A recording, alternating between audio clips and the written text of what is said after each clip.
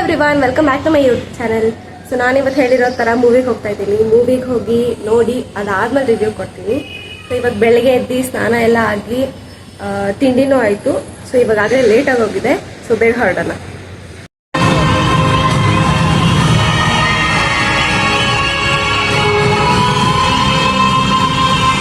ಈಗ ತಾನೇ ಮೂವಿ ಮುಗಿಸ್ಕೊಂಡು ಬಂದೆ, ಊಟನೂ ಮಾಡ್ಕೊಂಡು ಬಂದೆ.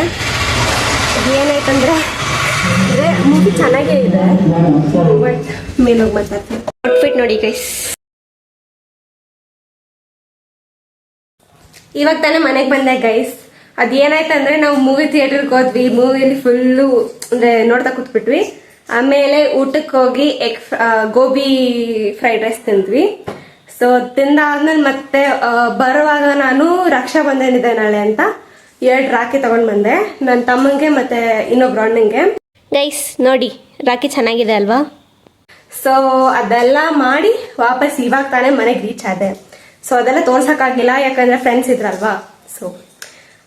ಸೊ ಇವಾಗ ಏನಂದ್ರೆ ಮೂವಿ ನಿಜವಾಗ್ಲೂ ಚೆನ್ನಾಗಿದೆ ಗೈಸ್. ಅರ್ಥ ಆಗೋರ್ಗೆ ನಿಜವಾಗ್ಲೂ ಅರ್ಥ ಆಗುತ್ತೆ. ಬಟ್ ಅರ್ಥ ಆಗದೆ ಇರೋರ್ಗೆ ಅವ್ರಿಗೆ ಚೆನ್ನಾಗಿಲ್ಲ ಅಂತ ಅನ್ಸ್ಬೋದು. ಬಟ್ ನನ್ನ ಪ್ರಕಾರ ಮೂವಿ ತುಂಬಾ ಚೆನ್ನಾಗಿದೆ, ಯಾಕಂದ್ರೆ ನನಗೆ ಅರ್ಥ ಆಯ್ತು ಪೂರ್ತಿ ಮೂವಿ. ಫಸ್ಟ್ ಪಾರ್ಟ್ ಅಂತೂ ಸಖತ್ತಾಗಿದೆ. ಸೆಕೆಂಡ್ ಪಾರ್ಟ್ ಅಲ್ಲಿ ಒಂಚೂರು ಟ್ವಿಸ್ಟ್ ಬಂದಿದ್ರಿಂದ ತುಂಬಾ ಜನಕ್ಕೆ ಅರ್ಥ ಆಗಿಲ್ಲ ಅನ್ಸುತ್ತೆ. ಸೊ ಅರ್ಥ ಆಗದೆ ಇರೋರು ಚೆನ್ನಾಗಿಲ್ಲ ರಿವ್ಯೂ ಅಂತ ಎಲ್ಲ ಕೊಟ್ಟಿದ್ದಾರೆ. ಬಟ್ ನನ್ನ ಪ್ರಕಾರ ನಿಜವಾಗ್ಲೂ ಆ ಟ್ವಿಸ್ಟ್ ಅರ್ಥ ಆಗೋರ್ಗೆ ಮಾತ್ರ ಈ ಮೂವಿ ಹೆಂಗೆ ಚೆನ್ನಾಗಿದೆ ಅಂತ ಗೊತ್ತಾಗುತ್ತೆ.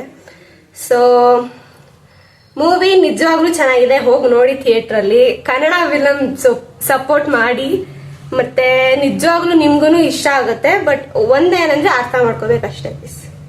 ಸೊ ಇವತ್ತು ತುಂಬಾ ಚೆನ್ನಾಗಿತ್ತು, ಹೋಗಿ ಫುಲ್ ಎಂಜಾಯ್ ಮಾಡ್ಕೊಂಡು ಬಂದೆ. ನೀವೂ ನೋಡ್ಬೇಕಂದ್ರೆ ಥಿಯೇಟರ್ಗೆ ಹೋಗಿ ನೋಡಿ. ಈ ವಿಡಿಯೋ ನಿಮ್ಗೆ ಇಷ್ಟ ಆಗಿದ್ರೆ ಶೇರ್, ಲೈಕ್ ಅಂಡ್ ಸಬ್ಸ್ಕ್ರೈಬ್ ಮಾಡ್ಕೊಳ್ಳಿ ಗೈಸ್. ಬಾಯ್.